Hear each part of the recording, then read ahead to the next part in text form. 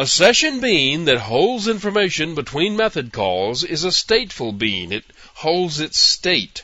A stateful bean has to meet some special requirements, not the least of which is that there must be a separate instance of the bean for each user. In fact, there must be a separate instance of the bean just as you have separate instances of objects inside your application programs. Now, inside your program, you can drop an object by dropping the references to it, and the garbage collector knows when you're through and it comes and gets it. A stateful session bean has no way of directly detecting when you're finished with it, so a bit of fancy footwork takes place to figure out when it can be recycled. The bean is always in one of three states. It can be active, which means it's in memory and is running. It can also be passive, which means it has been stored in longer-term memory, but can be brought back to active at any time. The third state is when the bean is dead and waiting for garbage collection. When your program first makes contact with a bean, it's created and stored in active memory. It stays there as long as you keep calling its methods from your program. It's possible for the bean to throw some kind of exception while executing a method call. When that happens, the bean is immediately removed from memory. The client can also call the remove method to remove a bean from memory. This causes the container to call the EJB remove method and kill the bean.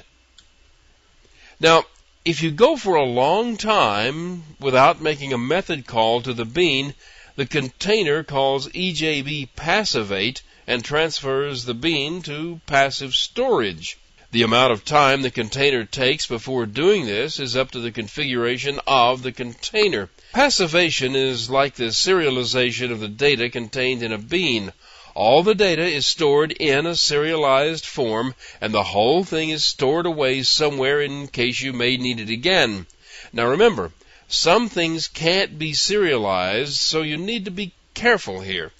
It isn't that difficult if you have things like a connection to a database, or if you have a reference to a result set, you will need to store that away in some other way. You just need to keep the information on how the connection was made, or you can save the SQL statement that returned the result set. Transforming all of your data into a serializable form is the job you need to do in the method EJB passivate.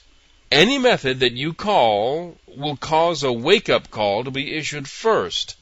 If the client program calls a method while the bean is passive, a call is made to EJB activate. It reverses the action taken by EJB passivate, and the object is then moved back into memory.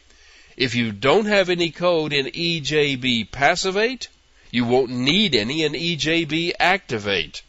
Now here's another timeout situation. If a bean stays passive for a pre-configured period of time, it's automatically destroyed with a call to EJB remove, and it's turned over to the local garbage collector. For the most part, you don't have to worry about it. Just store your data inside the stateful bean and use it any way you'd like. The only thing you have to watch out for are those data types that can't be serialized.